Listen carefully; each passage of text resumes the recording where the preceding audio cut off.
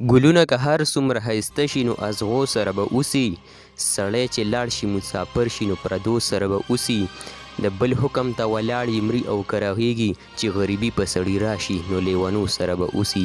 یو دوه شعره در سره نور ومیم. وایي ساده سړی یم لانجو سره مې نه لګي، ساده سړی یم لانجو سره مې نه لګي، مینه درنه غواړم بانو سره مې نه لګي، په رضا به درته ځان هورې ایرې کړمه، په خپل سر پردو شملو سره مې نه لګي. السلام علیکم ورحمت الله وبرکاتو. ټولو ملګرو ته سلامونه. ملګرو چې کوم ځای کې اوسئ ښاد آباد اوسئ.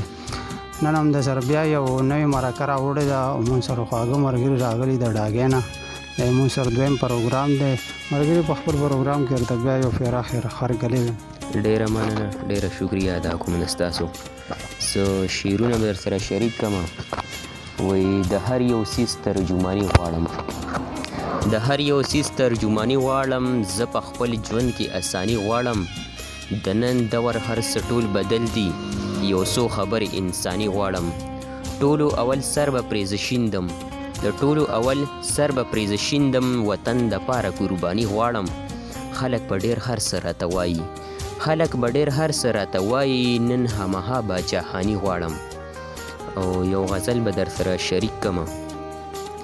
وایي ژوند خو مې د ایمان سره پکار دی، ژوند خو مې د ایمان سره پکار دی، احساس د هر انسان سره پکار دی، د تورو تیارو غم چا سره نشته، د تورو تیارو غم چا سره نشته، تیارې په خوشان سره پکار دی، چې د رڼا ډیوه ځان سره یوسو، چې د رڼا ډیوه ځان سره یوسو، غم د هغې جهان مونږ له پکار دی، او مونږ ډېر زیات ګناهګار یو پاکه ربه، مونږ ډېر زیات ګناهګار یو پاکه ربه، سوچ و فکر مسلمان سره پکار دی، او منم چې څه ناڅه سزا به راکوې، منم چې څه ناڅه سزا به راکوې، په شوي ګناه خفګان مونږ له پکار دی، یو سوال درته کومه پاکه ربه، یو سوال درته کومه پاکه ربه، جنت مې د جانان سره پکار دی. ډیره مننه.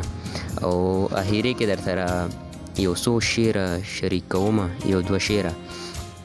چې سړی مړ شي زمونږ هیر شي، چې سړی مړ شي زمونږ هیر شي، تورو تیارو کې هغه گیر شي، مونږ د خدای نه دا سوال غواړو، زمونږ ژوند دې نور خو ډیر شي. څه شعرونه در سره شریک کومه نورو. اوس خو زړونه د کتلو دي، اوس خو زړونه د کتلو دي، ستا د لاس زهر د څکلو دي، په مونږ چې خوشحالیږي ټول هغه خلک د وجلو دي، چې څوک په عشق مین دي رک، چې څوک په عشق مین دي رک، بې حسابه د بهلو دي، څوک چې راله ماشومان وجني، څوک چې راله ماشومان وجني، بې انګاره د سېزلو دي.